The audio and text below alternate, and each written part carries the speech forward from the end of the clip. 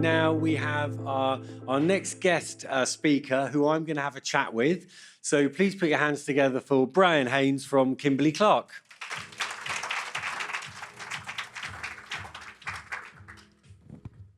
You were up there very quickly then, Bryan. You took me by surprise. I must say I'm also consistent. That was back in June. It's the same shirt. It's hot here, okay? So I had some long sleeve shirts. This is like just way too hot. So.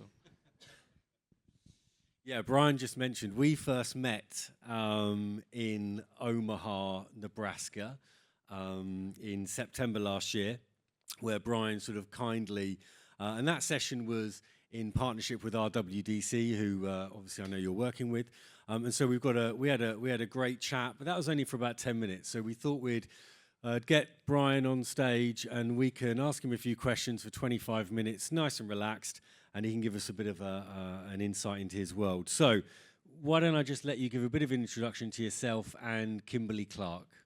Okay, I've been with Kimberly-Clark Corporation for 34 years. So I've been around the block a few times. I currently serve as the technical director in our corporate global R&D team, and where my focus personally is in the area of nonwovens, primarily in how we convert into melt blown and spun bond and all the technologies that we use that actually go into our hygiene products, and also on the industrial side as well. So, and it's a little bit about Kimberly-Clark.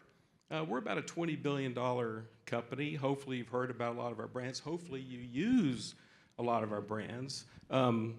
We've got a lot. I mean, we've got several billion-dollar brands. Hopefully you've heard of like Kleenex, Huggies, Good Nights, Pull-Ups, Kleenex, Cottonelle, Chemtech. So we have a lot of really good brands, and we're in about 175 countries across the world. We have I think about 45,000 employees. So anyway. 45,000 employees. Yeah, and I must say we consume a lot of raw materials, which is one of the reasons that we're here today. So we need a lot of whatever new innovations come down the bio path. I mean, if there isn't a fantastic opening sentence from Bryan, that he needs a lot of bio innovations. So listen, I think he might be a popular man after saying that sentence. Okay, listen. The Kimberly-Clark sustainability strategy sits within the purpose of better care for a better world. Within the strategy, there are 4 pillars, which include better products and better planet. Can you give me an overview of the better product and better planet strategy? On the better product side, I'm having to use my cheat sheet here a little bit. So what we're trying to do is, on the better product is like we want to have solutions that we kind of bake in the sustainability strategies. We don't want to have like niche products or anything like that. We want to be very focused on our ingredients, product safety, things like that on the product side. For the better planet side, and this is where I do a lot of the work, is in what are we trying to do to things like reduce our carbon footprint, right? Like minimizing greenhouse emissions. The other one, we want to reduce our water consumption in our processes. We use a lot of water, use a lot of polymer, use a lot of energy, use a lot of things. We want to reduce that. The one that keeps me up at night, and one of the reasons that I'm here, is that we want to reduce our plastic footprint by 50% by 2030. And that is a very daunting task because we use a lot of plastic in our products. And that's the one that's a little scary, but it's also challenging. It's also a very fun project to work on. And when we talk about plastics, I'm not going to get into the SUP definitions or anything else like that. We look at plastics in terms, are they petrochemically derived or not, right? So on the bio space, biofermentation, things like that, like the PLAs, the PHAs, those count towards our plastic footprint reduction. The other way that we reduce our plastic footprint reduction is by taking mass out. I call that mass efficiency, and it's kind of funny if I look back over my 34-year career, if I look at like our products that we would sell, like how much mass and material in those products, we're significantly lower today than we were back then. So we're providing the consumer the benefit with a lot less plastic, which is good because that's less plastic that's going in the landfills like that, but it's still functional in terms of you know, the absorbency properties and things like that that we sell to our customers. So those are really the two big ways that we can take plastic out through operational efficiencies, just improvements in the equipment over the years. And then the other one is transitioning, which again is why I'm here, into biopolymers, which is key. And this isn't on our sheet of questions, but one of the things reducing plastic consumption by 50% by 2030, right?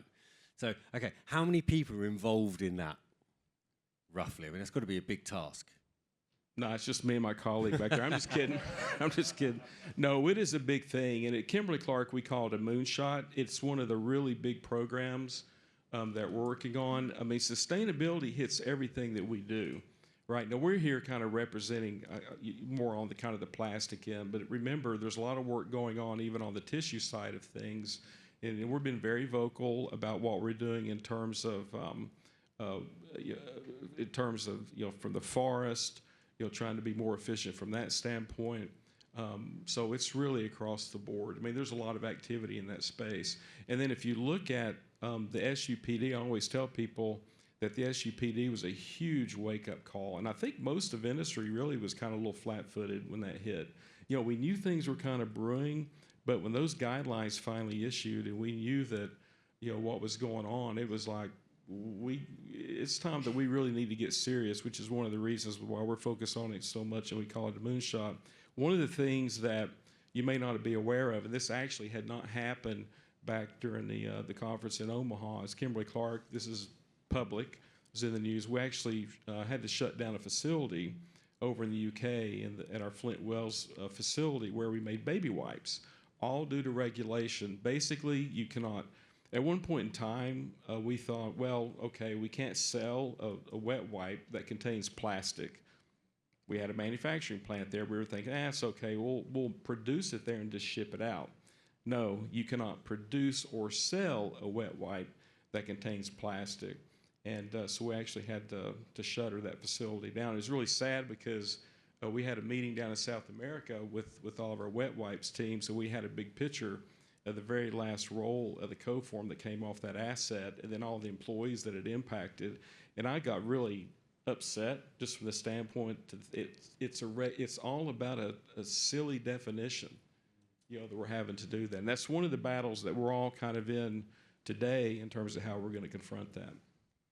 Yeah, interesting. And you know, definitions within our space is something that everybody is sort of battling with, and clarity and consistency of message and that sort of stuff. And it's great to hear because I'm sure lots of people in the audience, you know, lots of the big companies like yours and you know, well, many other big FMCG companies, you know, the sustainability claims or copy on website is not as big a font as it used to be. It's not as underlined as it was a couple of years ago, you know? So hearing that it is still very much a driving focus of Kimberly-Clark is very encouraging. Let's go, so let's get specifically into industrial biomanufacturing. So give us an idea of how that's being used as part of your Better Product, Better Planet strategy. Well, that's one of the reasons I'm here. I mean, if you look at the solutions that we're looking for, and I always tell people, what problem are we trying to solve? If you go back and look at the SUPD, basically it was around, we wanted solutions that if they find their way into the environment, they're going to be marine degradable and they're not going to pose any harm to the environment. That's why you have to put the dying turtle stamp on the side of the product, right?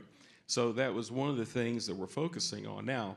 So if you want solutions that if they do leak into the environment and if they're not going to pose any harm, they're marine degradable, well, now you have kind of a class of materials that are available, okay? And you can think about regenerated cellulose and things like that. And one of the arguments that we have with the commission is regenerated cellulose, like if you think about Tencel, is considered plastic-free. I can't process lyocell on a Nonwovens machine. That really doesn't do me a whole lot of good. So what class of materials can we process on our existing? We could not afford to recapitalize our entire fleet. Okay, it's just too expensive. So we need solutions that we can process on existing equipment, and the golden material is PHA. right? I can't tell you how important PHA is from the standpoint that, I can kind of process it.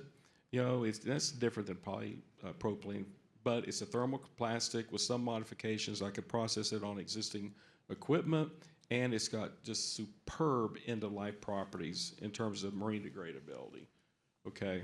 And that's one of the biggest reasons we're here.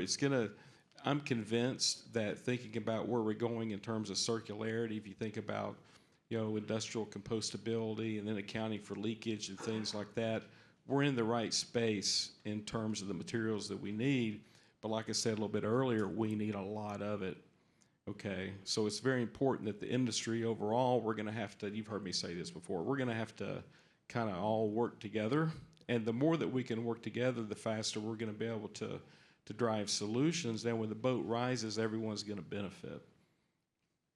Yeah, perfect. Okay, and I think just, that's the purpose of our events, right, is to bring people together and to scale and commercialize. And you've got to do that by having clarity and people, whether you're raising money, when you're trying to use a pilot facility, meet a brand or whatever else.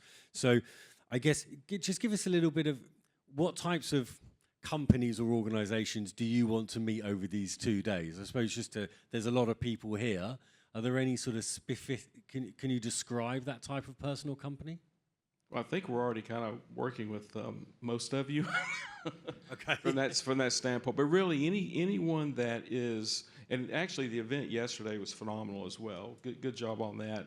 But like folks that are doing front-end research into the biospace, looking at new bugs, things like that. I think that's very important. Obviously, people that are in the supply chain that are actually making the very high volumes of materials that we're going to need. That's very important. And again, we're kind of working with most of y'all. And I have to say also, we've had just some superb partners over the years. I know we mentioned RWDC. We were kind of out of the gate with them. Initially, they've been an invaluable partner for us on this journey, and we're working with more and more people in the industry. So we're getting a lot of really good support out of the industry, but that's very important, kind of moving forward. So that's who I want to meet with. If you want to meet with me, I've been just bombarded, but I also want to see the talks and whatnot. So if you want to meet with me, tap me on the shoulder, grab me during a break, and we'll work something out. Okay, form an orderly queue. Yeah. And great that you enjoyed the tour yesterday. I'm delighted to hear that. So tell us, what exciting bio-based projects are you currently working on? Well, I can't give you the details, but I can say Okay, this. next question. No, I can't say this. And actually, I said this in the at the Fourth World Congress in Dusseldorf. To a lot of and it's no mystery. If you look at Kimberly-Clark and if you look at the products that we make kind of on the hygiene space, one of the key technologies that we use is called spun bond, right? And what I tell people is that spun bond is a nonwovens like flour is to a baker. Spun bond goes into everything. And if you look at the history of nonwovens over the decades, there's a technology called carded webs. You've probably all heard about carded webs. That was really the initial nonwoven technology that was out there over the years. But it was very slow, very costly. And then spun bond back, I think it was in the 60s, started to come out on the market. Kimberly-Clark, we licensed a technology called Lurgy. And that was kind of the first opportunity for us to get into these materials. And actually, that enabled us to get into the disposable market. So spun bond technology is very important. If we want to get these new bio materials into like the hygiene space and other applications, we're gonna have to have a low-cost way of converting these polymers into fabrics that can then be converted and go into our products. So I always tell people spun bond is the key. So the faster we can develop that technology platform for these new materials is going to be very important. And again, I've been in this game for, I ran my first melt blown trial back in 1984, right? So we've been at this a very long time, and there's going to be a lot of work that's needed because the same time that we're trying to develop the technology solutions to convert the new materials into these functional materials, the supply chain's also being developed. I've never really been in that situation before. So I know that the suppliers, they're trying to raise the money, do everything they can to get the capacities that we need. At the same time, they were also looking at the potential product pull, that's needed for the capacity. So we kind of have two huge innovation pathways going at the same time. It's fun. It's a great problem to work on, but there's a lot of challenges.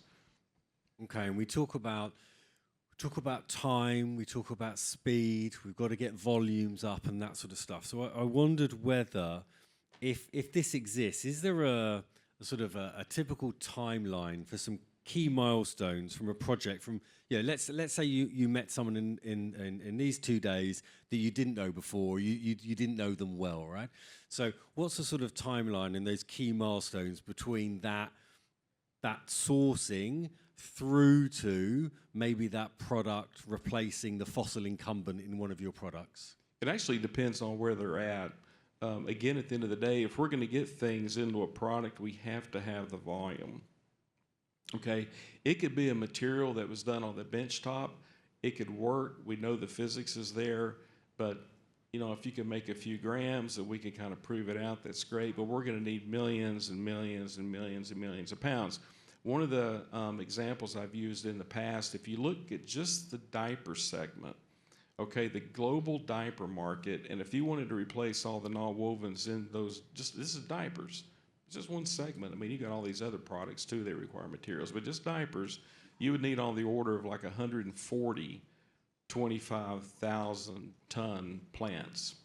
We always kind of kid around that Kimberly-Clark is the kingmaker. So if we can, if we could find a solution, we're going to need a lot of these bio materials to feed the need. It's a great opportunity, right? But at the end of the day, we're going to need the capacity. Okay. And I think, that is something that obviously is in the mind of everyone, of how we increase those volumes so that companies like you can motor forward, right? We need to work together to get those volumes up. Otherwise, you can't buy them at a price point that is going to be good for you, right? Okay. And then I know you spend a fair bit of your time in this region. So what are your thoughts on the region compared to Europe and North America? Obviously, regarding specifically biomanufacturing and the primary lessons. We've got a session coming up a bit later about lessons that APAC can learn from more mature markets. So what would be your thoughts on that? Kind of at the, looking at it from the 30,000 foot level, obviously when you think about Europe, everything is so regulatory driven, right? Europe is kind of looked at as like the ground zero. If you think about regulations and things like that, like the SUP and all this other stuff. I think North America is unique from the standpoint of like a lot of startups, venture capital money. I mean, there's companies out there that are doing all kinds of kind of interesting things in terms of how to tap into feedstocks, to make some of these biopolymers. It's very interesting, but it's very, if you think about technology readiness level, it's kind of in the very low stages, right? The thing that's very impressive about APAC, for example, is scale. If you look at, and I'll take PHA for example, if you look at the PHA capacities that are out there, most of the larger capacities are kind of in the APAC region, right? So I think they're very good about scaling, right? Getting that capacity that's going to meet needed. That's kind of looking at globally, kind of what's going on. So I think North America is really good about kind of these new emerging technologies. How could you take that, maybe working more with some of the suppliers out of APAC? How can we accelerate that more rapidly, which would be something good. And then on the regulatory front, there's just so much swirl, that's going on in Europe there. It's going to be interesting to see how kind of that's one of our concerns. How's that's going to spill out to the rest of the globe? I actually hope it doesn't in terms of definitions and things like that, but hopefully that kind of gives you a feel for at least my perspective on the globe. And so would you say this region has got a bigger opportunity if it can accelerate faster? So that, that transition to bio has been slow, right? It's been far too slow globally. but there is an opportunity in this region to, do it faster? Based on what I've seen, I think there's probably going to be more opportunity, right, to get the scale needed probably faster in this region versus some of the other regions. Yeah, and I know that's why we have a number of our friends from Europe and North America here exploring the region. When I was sort of speaking to our customers that go to some of our other events, they were like, they even might be present in the region, but they don't really know very much about the region. And actually, interestingly, when you look at our strapline for this event is not driving the commercialization, it's exploring the commercialization, because we're not quite there yet, and that's the purpose of bringing this event together, so that the countries in the region can start speaking to one another.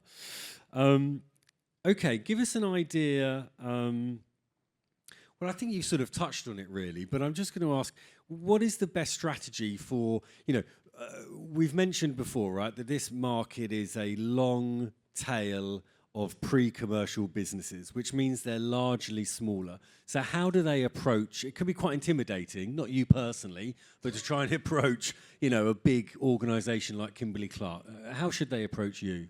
Well, actually, this is a phenomenal forum to do this kind of thing. And the other things, like if you think about, now this is more in the nonwoven space, but things like, the IDEA show that's in Miami, you've got the K show in Dusseldorf, you've got actually the Index show is coming up in May over in Geneva.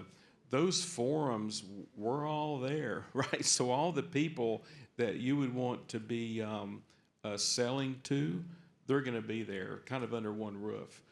So if you have a booth, we're going around looking. We're always looking for new stuff. So I think that'd be a wonderful, even like this conference, it's a wonderful way to kind of make that connection.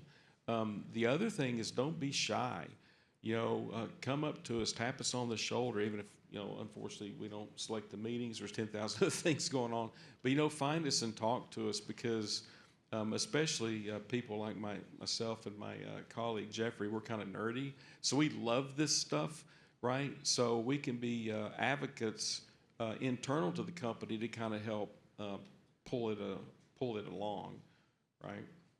Right, and I mean, as a lifelong professional event organizer, it's great to hear you say you like going to events to meet these people that you wouldn't otherwise see, right? And that's one thing that AI will never take over: human connections and interaction. Well, I say never. I can't see how it will take over, but who knows? Yeah, because I know that I think it was Ryan twisted my arm. Maybe you did a little bit too. On the event in Omaha, I made some phenomenal contacts there that I never would have done before. That is kind of leading to some other potential things. So it's extremely important event. Okay, right. One last question. We've got 2 minutes. People are starting to sort of go towards that. The meetings start at 10 o'clock. So if you're new to one of our events, it is very normal that people just get up in the middle of your talk to go to a meeting or come in and out. So don't worry about that. Okay, last question. Okay, microplastics are undoubtedly a thing, and they are a problem. I'm interested to hear how you deal with a problem that you help to create, or at least perpetuate, through the successful development of your products. So you've almost created the problem that now you need to solve. I've never heard of microplastics. What are you guys talking about? And we've run out of time. No, microplastics. This is one that it is very concerning. And if you look at the facts of microplastics, I think the numbers are like there's 35% of microplastics. We're all contributing to it today with our clothing, right? I just read a study the other day about how many tons of microplastics are generated by industrial laundromats. That's how they're finding fibers on top of Mount Everest. So, tire dust. There's all these other avenues of how microplastics get into the environment. Now, here's where things get a little funny from a consumer standpoint. It's kind of like the science versus the emotion. So we know, for instance, that diapers, right? Could they be creating microplastics? Yes. Are they the major contributor? No. But think about the moms. Every day the moms are just bombarded with, here's another microplastic study. And they're like, oh my God, I'm putting this plastic diaper on my kid. That's the emotional part. And that's really the concerning part, right? It's not as much the science, it's that emotional piece of what microplastics does. And kind of getting back to what I said earlier in terms of what problem we're trying to solve, we want solutions that don't result in persistent plastics in the environment. That's the real problem we're trying to solve, and that's exactly why we're here looking at these biopolymers. Okay, great. And look, we're down to all the zeros. So listen, Bryan, I really appreciate you coming to this event. Appreciate your openness, willingness to meet with all of these great innovators that we have here over the 2 days, and for giving us that brilliant 25-minute insight into your world. So ladies and gentlemen, please put your hands together for Bryan.